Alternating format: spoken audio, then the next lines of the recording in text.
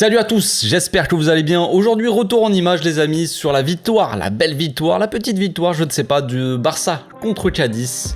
Analyse, c'est parti.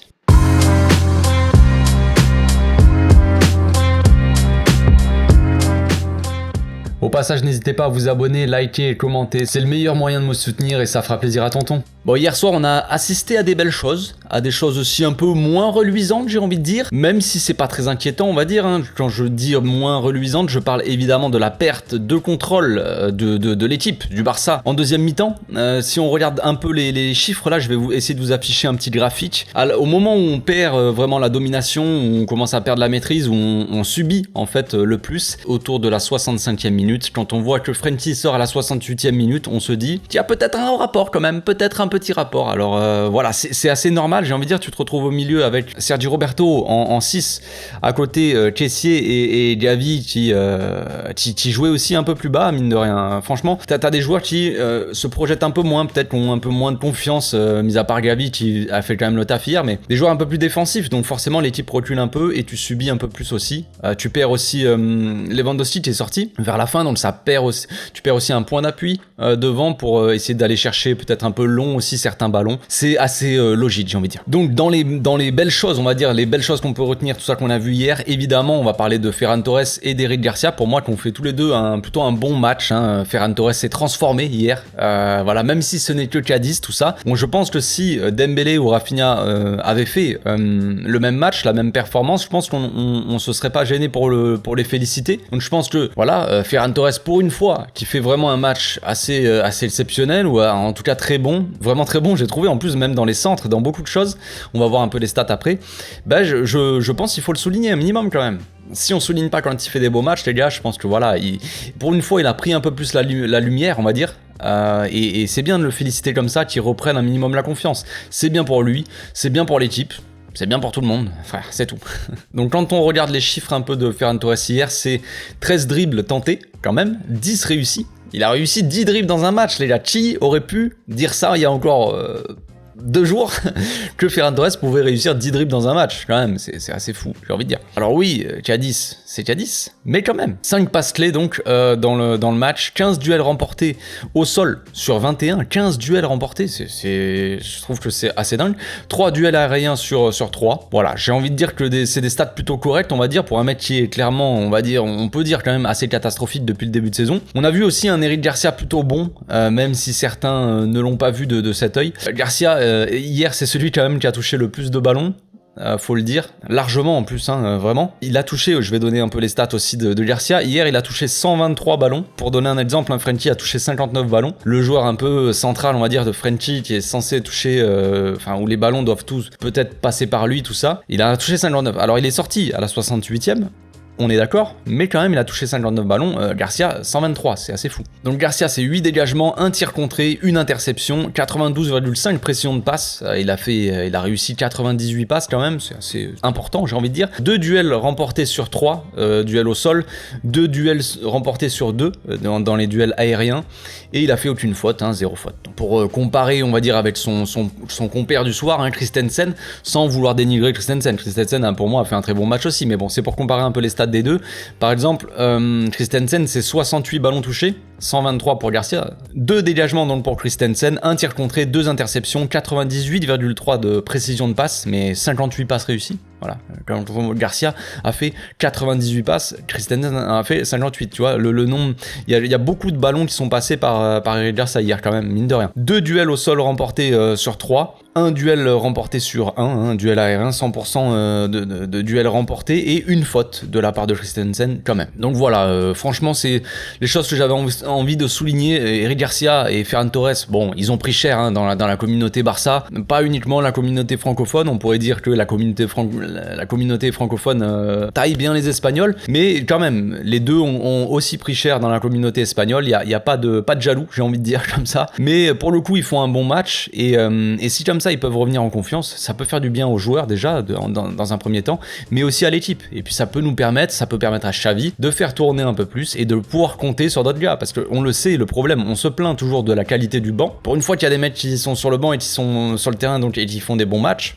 Autant en profiter, non? On va pas se plaindre. Donc on va passer maintenant à l'analyse, les amis. J'ai sélectionné quelques petites séquences à analyser, qui étaient plutôt sympathiques pour moi. Donc première séquence, pour vous montrer un peu l'animation classique, on va dire, de l'équipe. Défense à 3 avec un Baldé qui prend le couloir, alors qu'en dessous, lui, rentre dans l'axe, hein, comme souvent. Le jeu penche à gauche avec le bloc donc qui se resserre, et Ferran de l'autre côté dans un rôle à la Dembélé ou à la Rafinha, qui colle la ligne et qui se démarque, qui est très seul sur son côté. Donc. Autre séquence cette fois-ci, une sortie de balle avec un Frenkie qui redescendait souvent entre les deux centraux, on va le voir plusieurs fois. On a un appel d'Ansu Fati pour libérer Baldé, mais non, Frenkie ne veut pas jouer long.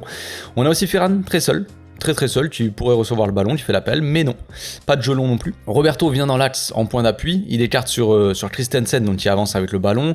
Gavi propose et Christensen le sert. Le contrôle orienté de Gavi fait aussi la différence, hein, très bonne qualité de contrôle orienté de la part de Gavi. Il se projette donc vers l'avant, le latéral n'ose pas monter sur lui pour pas laisser Ferran trop seul sur le côté. Une fois qu'il a bien attiré un peu tout le monde, côté droit, il renverse le jeu côté gauche sur Baldé, hein, qui est seul, plus ou moins seul dans le couloir, alors qu'Ansu Fati et Robert avaient un peu croisé leurs appels. Bon, c'était un peu brouillon peut-être les appels, mais bon, on va dire que ça passe. Malheureusement, Baldé loupe son contrôle, mais bel exemple de sortie de balle avec l'importance des défenseurs qui cassent des lignes aussi plein axe. Petite séquence de récupération, sortie de balle, contre-attaque, tout ça. On voit le bloc resserré pour presser l'adversaire et l'étouffer, on va dire. Le bloc se resserre sur l'adversaire. Récupération et sécurisation avec la passe en retrait vers Garcia, qui sert lui Ter Stegen. Ter Stegen sert Christensen, qui aurait dû servir Garcia, qui est complètement seul. Je trouve que c'est plutôt mal joué, même si on va être chanceux quand même, mais ça aurait pu coûter très cher cette relance. On a une chance de ouf quand même, les amis. J'ai vu hier des supporters s'émerveiller sur cette sortie de balle, on va dire, mais on a de la chance du début à la fin presque, hein, quasiment. La passe à contre-pied de Christensen pour moi n'est pas vraiment fait, c'est pas vraiment fait exprès, hein. Je pense pas que ça soit aussi précis que ça. Ça me paraît un peu bizarre, mais bon, pourquoi pas. Là, la passe, elle passe, j'ai envie de dire, donc ça va. Et puis après, il y a la passe en retrait de Robert, qui à mon avis est pour Gavi et pas pour Frenkie derrière. Et ça aussi, c'est une passe loupée. Heureusement, pour nous, on perd pas le ballon. Frenkie sert quand même bien Roberto, qui lui écarte sur Ansu Fati. La sortie de balle est impressionnante, bien que pour moi très chanceuse. Malheureusement, on n'en fera rien, hein, comme souvent sur le côté gauche hier soir. Sur cette séquence, on va voir l'importance aussi de Garcia, qui cherchait souvent à jouer long côté opposé sur Ferran Torres. On voit qu'avec Frenkie qui redescend, on perd en mouvement ou en proposition, on va dire, au milieu de terrain. Ce qui fait que les défenseurs centraux sont plus importants pour trouver des solutions aussi. Ils doivent un peu plus s'avancer et un peu plus oser par la passe, tout ça. Roberto propose dans l'axe et Garcia donc s'avance. En dessous, comme souvent, on fait l'appel pour faire reculer un peu la défense et Lewandowski vient se placer pour recevoir la balle dans cette zone. Gavi attire lui le latéral, ce qui donne beaucoup plus d'espace à Ferran. L'appel de Robert libère Roberto au milieu et Garcia donc le sert. Garcia est face au jeu après et voit Ferran complètement seul, transversal pour renverser le jeu.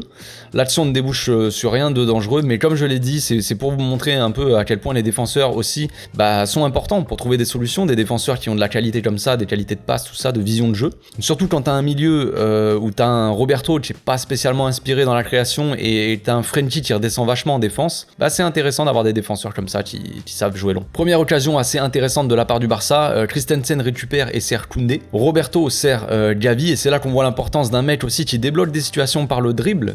Souvent ces dernières semaines on a vu beaucoup Pedri faire ça. Là Pedri n'est pas là, donc ce coup-ci c'était Gavi qui avait le rôle que peut avoir Pedri habituellement, hein, dans le rôle de peut-être créateur par le dribble aussi. Même s'il n'est pas aussi bon dans la maîtrise ou dans la justesse technique, le Gavi il a plutôt fait le taf quand même hier soir. Donc à lui tout seul il casse la première ligne de 4, on se retrouve en supériorité devant la défense. Gavi sert Ferran à côté de lui. Lewandowski est seul dans l'axe, bien tenu par le défenseur central, hein. Quand je dis tenu c'est tenu. Ferran fait la passe parfaite à ras de terre devant les cages, mais bon l'adversaire hier avait un avantage, hein. Ils avaient le droit de jouer au rugby avec mon petit Robert, donc pas de chance pour nous. Dernière séquence d'analyse avant le premier but. Garcia a le ballon et il y a peu de mouvement autour de lui, hein, mine de rien. En dessous déclenche son appel dans la profondeur et Robert fait l'appel inverse, demande dans les pieds. Garcia sert Robert donc pendant que Gavi lui va dans l'espace libre dans le dos du joueur adverse. En une touche, Robert trouve Gavi seul face au jeu, hein. Le latéral sort donc sur le petit Pablo qui essaie de servir donc Ferran.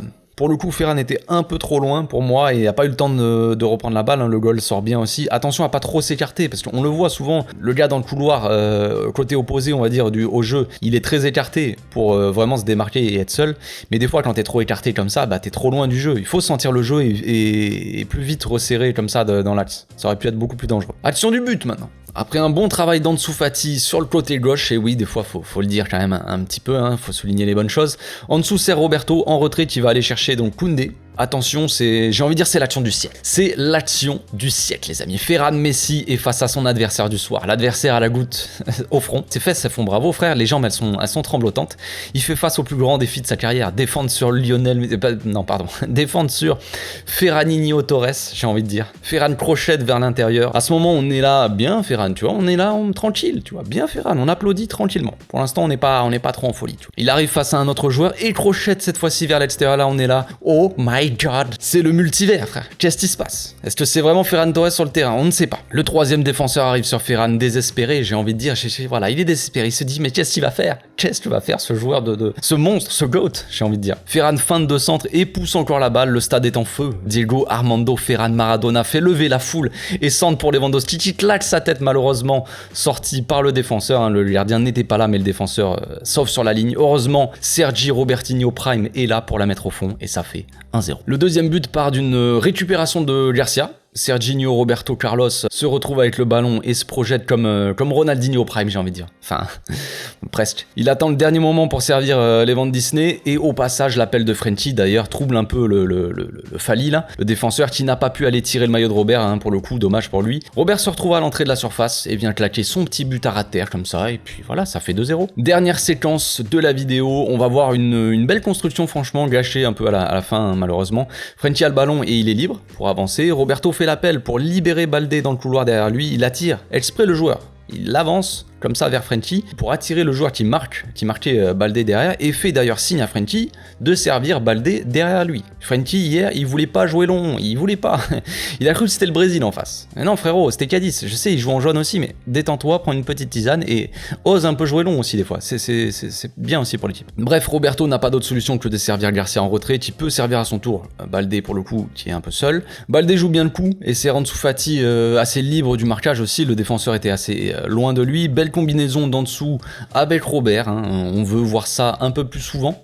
Je pense beaucoup plus, hein, un en dessous qui vient proche de Robert comme ça et qui vient combiner avec lui, c'est intéressant. Ferran est démarqué et en dessous écarte sur le côté, donc le côté droit. Le latéral est obligé de sortir sur Ferran Torres, ce qui laisse Gavi en dessous assez tranquille dans l'axe, hein. On est en supériorité, j'ai envie de dire dans l'axe, on a la place. Ferran sert en dessous, malheureusement le ballon a décidé d'esquiver le pied en dessous et de passer entre ses jambes, c'est pas de chance, hein. Franchement c'est pas de chance. Voilà, c'est tout pour cette analyse, j'espère que ça vous a plu les amis, on se retrouve demain. Je répondrai à vos questions sur Instagram demain, j'en ferai une deuxième vidéo, tranquille, parce que sinon la vidéo va être trop longue, vous connaissez déjà l'histoire. Donc on se retrouve demain, d'ici là portez-vous bien, passez une très bonne journée.